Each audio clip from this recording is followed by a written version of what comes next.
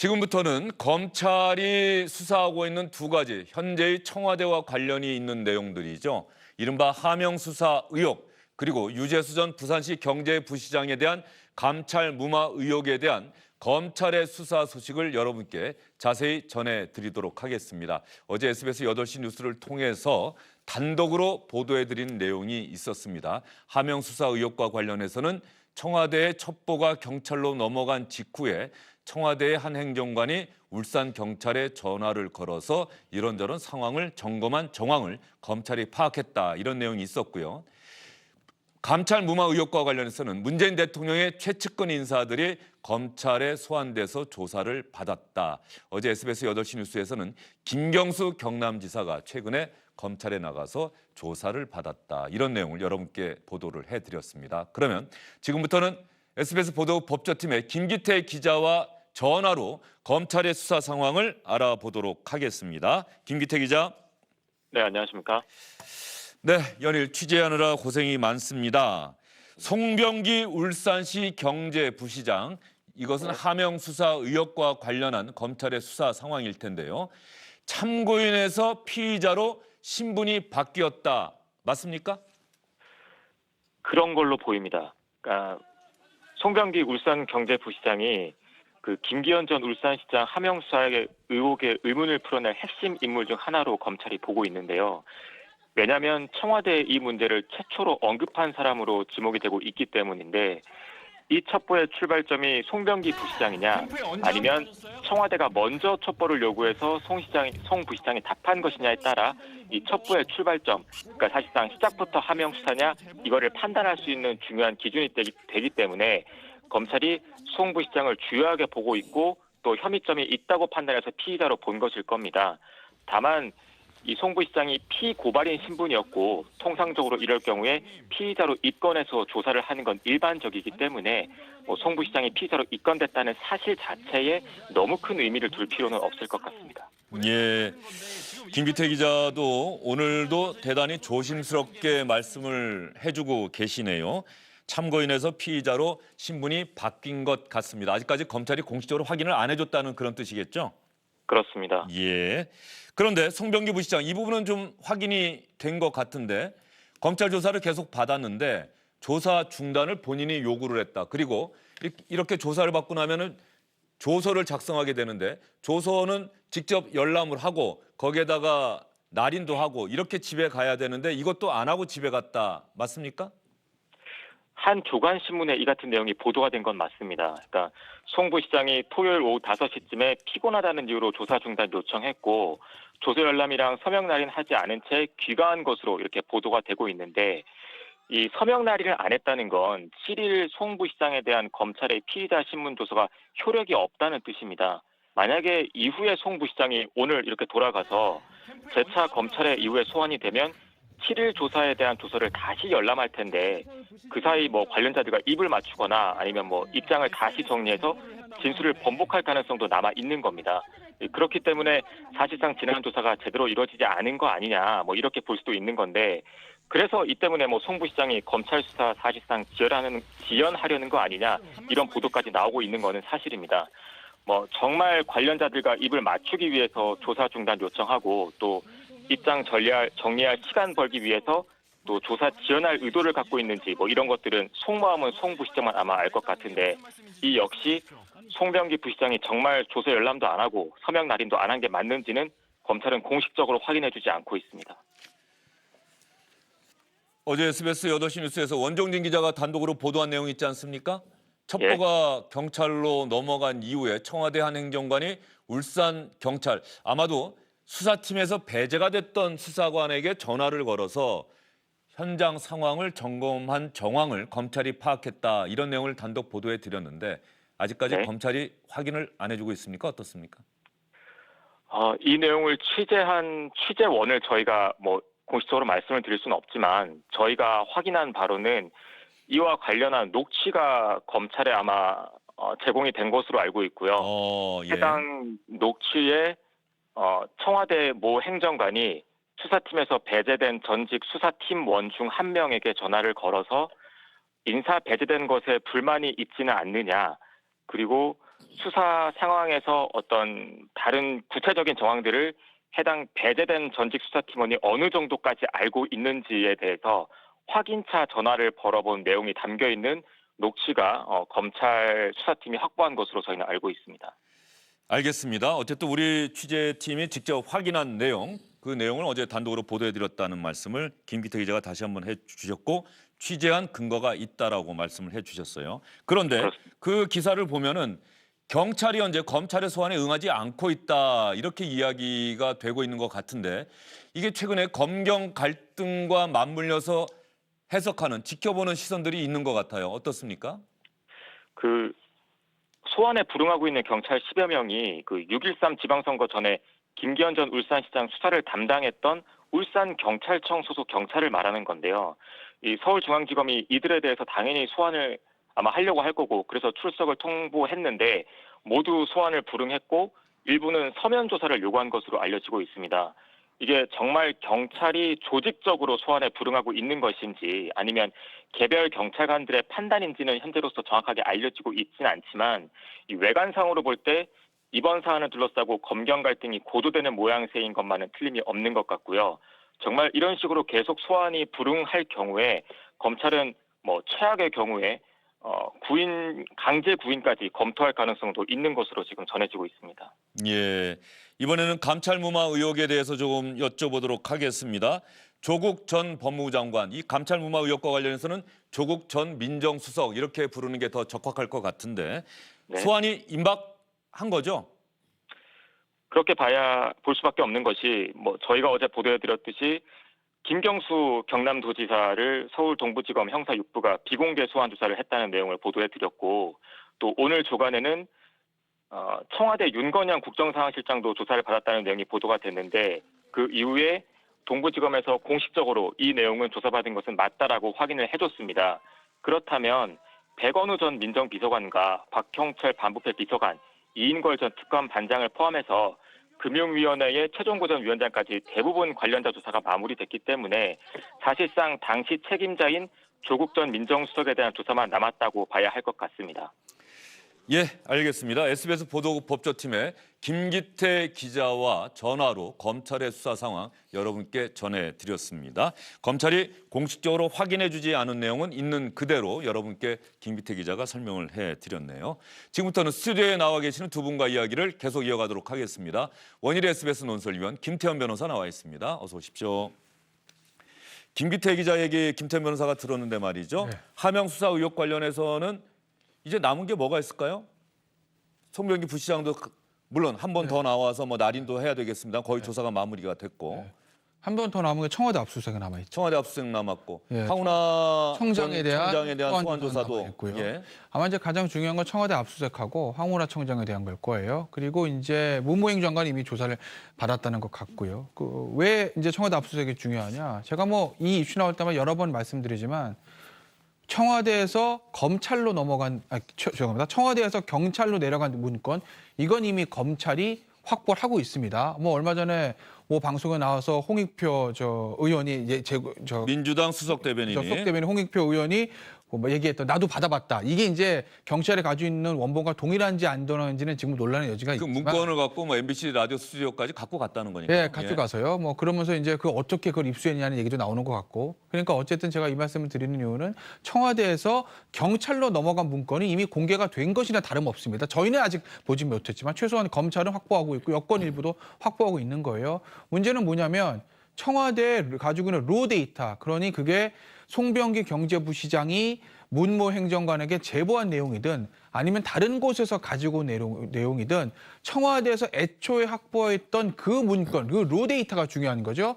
이것과 청와대에서 경찰로 내려간 지금 검찰이 확보하고 있는 문건 두 개를 비교를 하면 지금 이제 화면으로 좀 말씀을 드리면 지금 박형철 반부패 비서관 통해서 경찰로 내려가 오른쪽에 있는 거예요. 그 문건은 검찰이 확보하고 있는 거예요.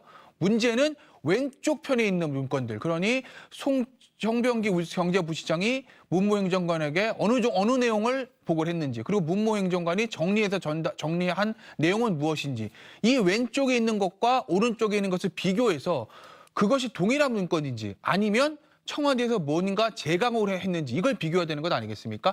오른쪽에 있는 거는 검찰이 확보하고 있기 때문에 결국 왼쪽에 있는 문건을 검찰이 확보해야 될 겁니다.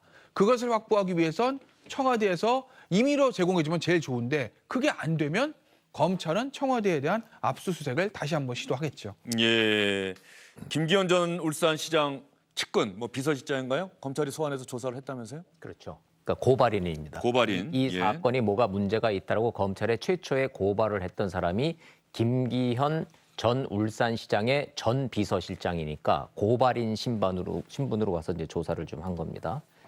그런데 그 사건 자체에서 지금 변곡점이 되는 거는 청와대의 시종일관 지금까지의 주장은 딱 하나입니다. 제보가 들어왔고 그 제보가 송병기 부시장으로 이제 확인은 됐습니다만은 공익 제보가 들어왔고 그 공익 제보를 그대로 경찰로 이첩을 한 거다. 절차상 내용상 아무런 법적 하자 없다. 이게 지금 청와대의 기본 논리 구조입니다. 그렇다면 그리고 난 다음에 청와대 행정관이 그 수사팀한테 전화를 걸어서 알아봤다. 그거는 흔히들 하는 얘기로 챙겨봤다는 거 아닙니까? 그러면은 업무 범위를 벗어나는 이 선출직 공직자에 대한 제보 내용을 이첩했으면 그걸로 끝 했어야 되는데 왜 청와대 행정관이 그 해당 경찰관들한테 전화를 해서 그걸 시시콜콜이 왜 전화를 해서 물어봤느냐. 이 대목을 검찰이 의심하고 있는 부분이고 이 대목에서의 송병기 제보자부터 최종 이 문건 작성자까지의 그 과정에 대해서 검찰이 하나하나 좀 밝혀내고 있는 그런 과정이다. 이렇게 이해하시면 될 것 같습니다. 처음에는 황운하 당시 울산지방경찰청장, 지금 대전지방경찰청장인데 얘기가 좀 나왔다가 검찰 수사가 진행되면서는 황운하 청장의 이야기는 쑥 들어가는데 어젠가요? 공개적으로 이번 검찰 수사에 강한 불만을 드러냈다고 하던데. 불만 드러냈죠. 그 알릴레오에 출연을 했어요. 예. 굉장히 적극적으로 지금 방어를 좀 하고 있습니다. 사실 무근이라는 거고 억울한 죄인을 지금 만들어내고 있다는 것이고 오늘인가요? 또 그 대전에서 출판 기념회도 하죠. 그러니까 국회의원을 좀 출마를 해야 될 상황인 겁니다. 굉장히 적극적으로. 근데 검찰에서 황운하 청장의 신분은 지금 현재로서는 지금 피의자 신분으로 지금 알려져 있는데 이런 상황에서 출판 기념회 열고 알릴레에 출연해서 적반하장이라고 지금 검찰을 지금 비판하고 있는 이제 황운하 청장에 대해서도 검찰이 어떤 형태로든지 소환 조사 지금 현재로서는 불가피하다. 이런 분위기로 돌아가고 있습니다. 황운하 청장이 SNS에 적반하장이라고 아마 올렸던 것 같은데 어떤 내용인지 한번 볼까요? 작금의 상황을 사자성어로 표현하면 적반하장이 어울릴 듯합니다.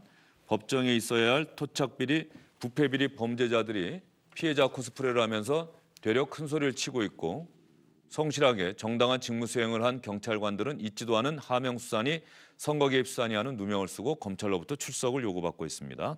검찰은 미리 얼개를 짜놓은 다음 그에 맞추어 여론몰이를 하며 억지로 꽤 맞추는데 익숙한 조직이지만 이번만큼은 뜻대로 안 될 것입니다. 황운하 청장 이야기는 경찰은 안 그런다는 얘기입니까? 뭐 그런 거를 좀 깔고 있는 거 아니겠어요? 황운하 청장의 SNS 메시지 저희가 이제 보여드린 것 중에서 첫 부분 보면 토착비리 범죄자들이 피해자 코스프레를 하고 있다. 아마도 이제 김기현 전 울산시장 얘기하는 것 같아요. 그러니까 아마 황운하 청장의 생각이 이런 것 같습니다.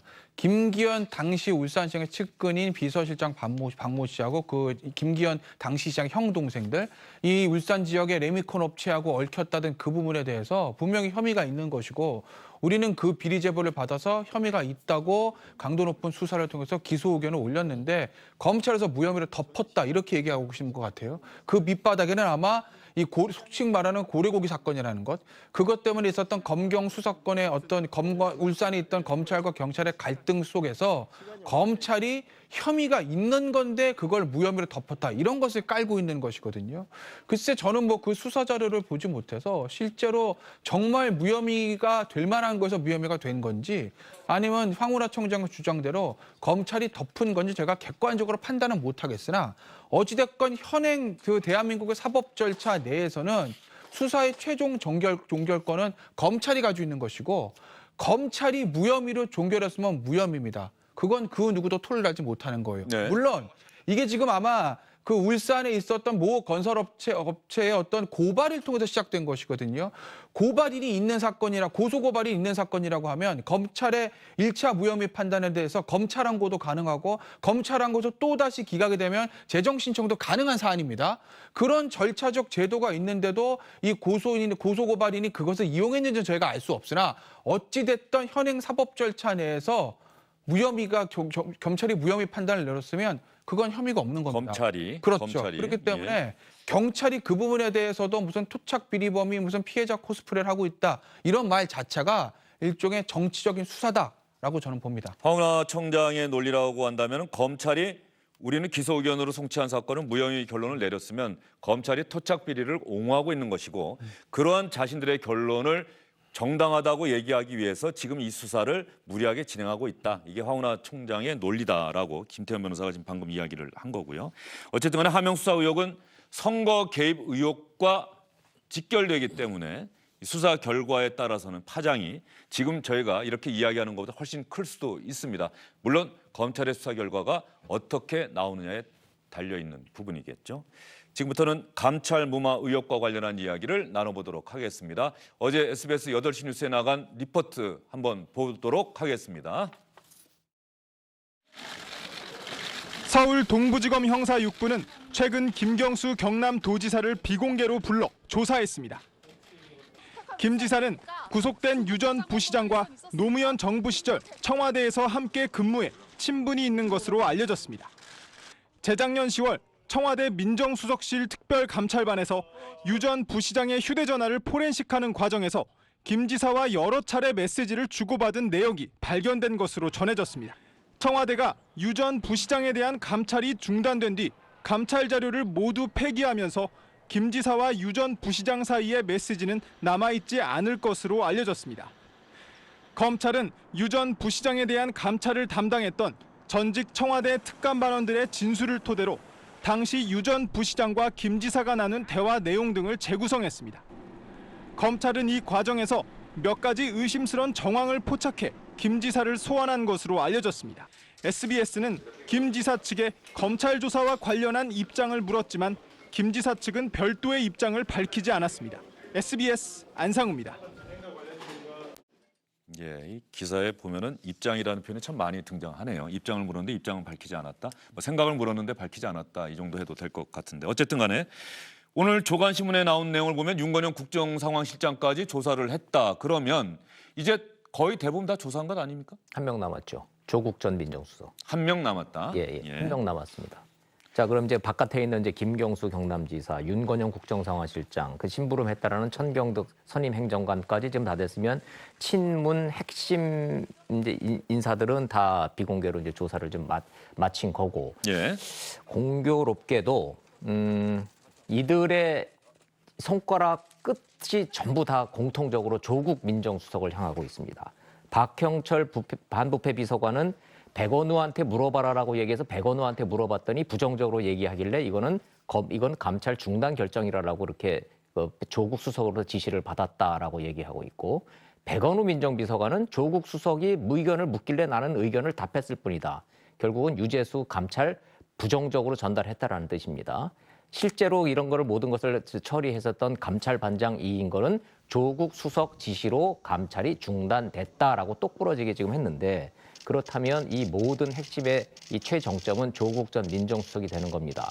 조국 전 민정수석 현재로서는 침묵을 지키고 있습니다만은 검찰 소환 조사 불가피해 보이고 이거를 예스라고 대답을 할지 노라고 대답할지 좀 고민이 좀 많을 겁니다. 예스라고 대답을 하면은 내가 시켰다, 내가 최종 결정권자라고 얘기하면은 이 모든 감찰의 무마 의혹의 총책임을 내가 책임져야 된다는 의미가 될 것이고 그렇지 않고 나도 누군가의 지시를 받고 그렇게 지시를 한 것이다. 감찰을 중단했다라고 시인을 해버리면 말 그대로 일이 더 커져버립니다. 조국 민정수석 소환 가능성은 현재로서는 피하기는 좀 어려워 보이는데 검찰 내부에서는 이제 이번 주 중에는 불러야 되지 않겠느냐라는 얘기 나오고 있고 물론 비공개로 될 가능성은 있습니다만은 조국 전 민정수석의 답변이 어떻게 나오느냐에 따라서 이 사건의 크기와 파급의 정도가 달라지는 겁니다.